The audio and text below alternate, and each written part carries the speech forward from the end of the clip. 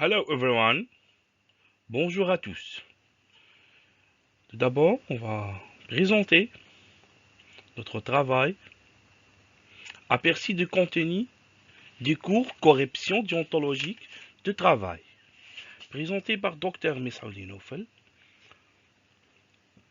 maître assistant à l'université 1945 de Galma, détaché à l'université Chadli Benjdid Al-Taraf, faculté de sciences de la technologie, département d'informatique. On va commencer notre présentation par une introduction générale. On va se mettre dans le cadre de présentation.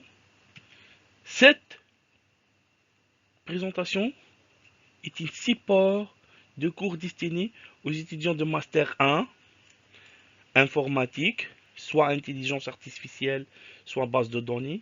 Il couvre le contenu du programme établi par le CPND. Il contient tous les éléments. Ainsi, le premier chapitre clarifie les notions éthiques et déontologie et aussi morale, particulièrement l'accent sur les différences entre morale et éthique.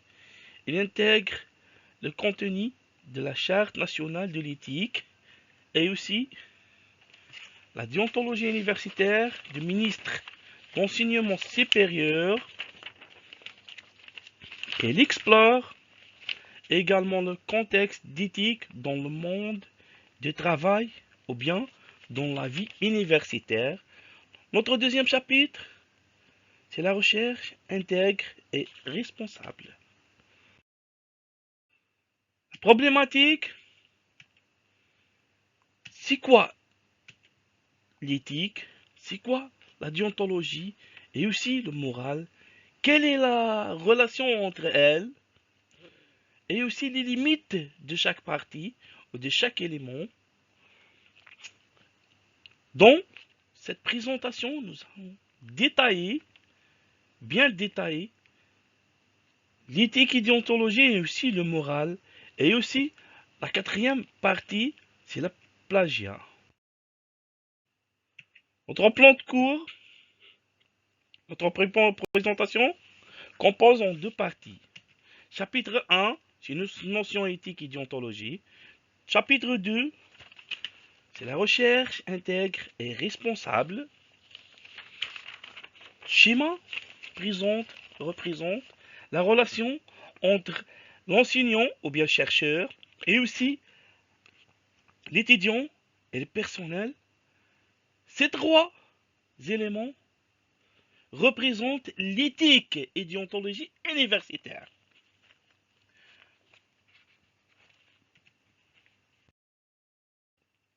Nous avons commencé par notion d'éthique et déontologie.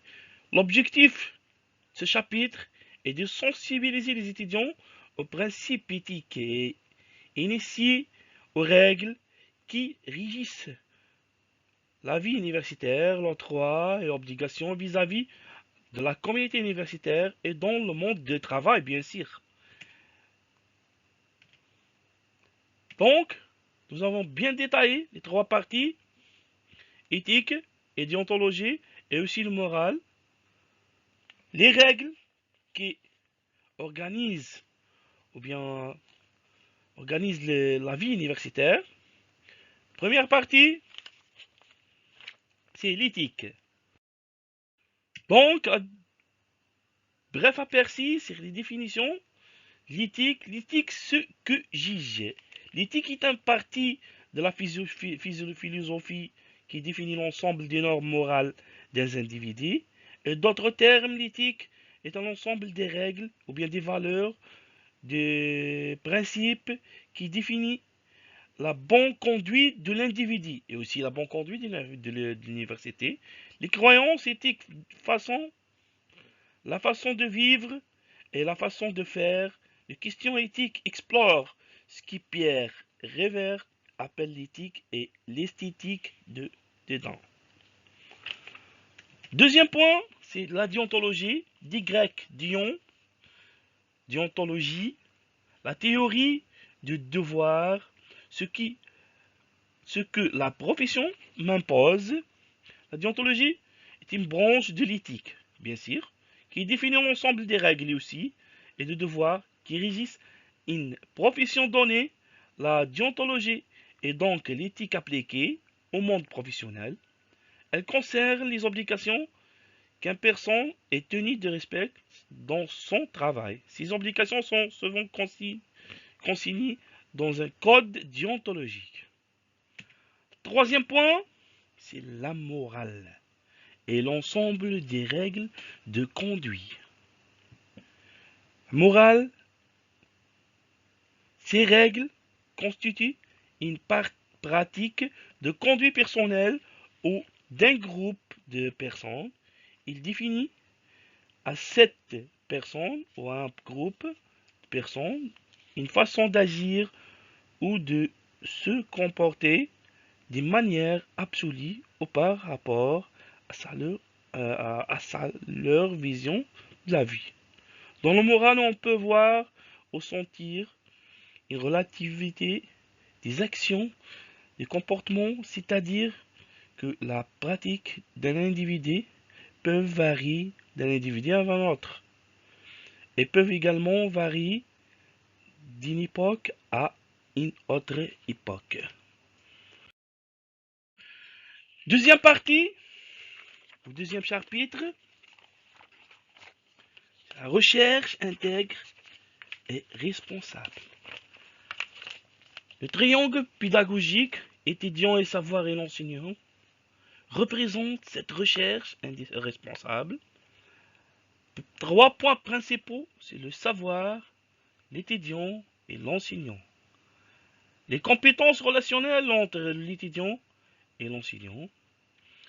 Les compétences pédagogiques et aussi les compétences académiques. Le respect des principes de l'éthique dans l'enseignement et de la recherche. Un des principaux composants des chartes nationales d'éthique et déontologie universitaire et l'enseignant.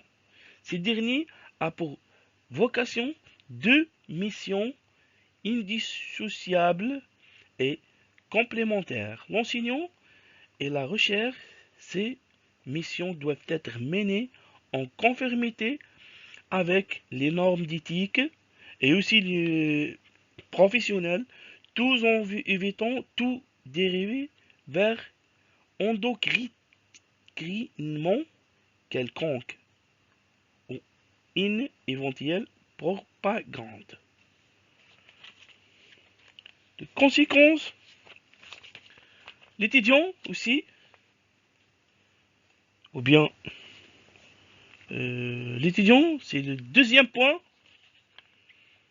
qui représente la charte d'éthique et déontologie, et bien sûr, le savoir.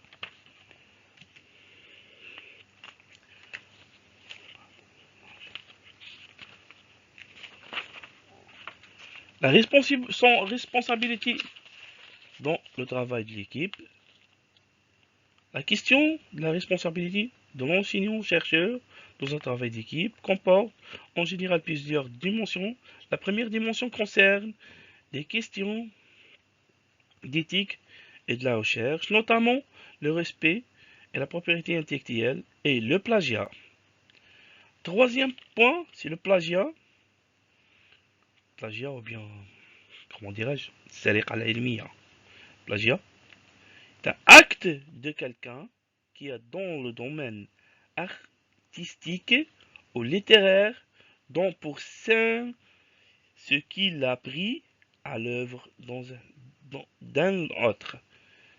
C'est aussi ce qui emprunté, copié et démarqué sans l'autorisation et la référence de son auteur. Les conséquences de plagiat est particulièrement grave. Il touche aux bases essentielles de l'enseignement supérieur. Le plagiat va à l'encontre des principes de l'éthique et déontologie universitaire, entravant ainsi le chemin de recherche. Banaliser la propriété intellectuelle et tue la création scientifique va à l'encontre de la pédagogie et détruit aussi la relation de confiance enseignant-étudiant. Pénalise des personnes honnêtes. Peut nuire à la réputation d'une institution universitaire ou bien université ou bien institut ou bien école. Comment détecter le plagiat? Il existe plusieurs formes d'une manière pour déguiser le travail d'autrui, pour en faire une création personnelle. Cette façon de faire sert légitimer cette empreinte de masque, l'origine et le vrai auteur. Les critères quantitatifs, il existe deux critères, c'est critères quantitatifs, critères qualitatifs et aussi critères de signalement.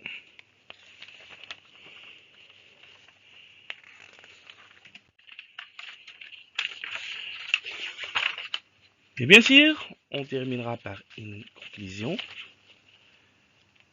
Cette cours a fait l'objet de développement de divers points. Il s'est focalisé sur les engagements de l'enseignant-chercheur dans ses fonctions d'enseignement et de recherche scientifique. Ces deux dimensions doivent être respectées et une conduite appropriée doit être prise en considération vis-à-vis des partenaires, chercheurs et des étudiants.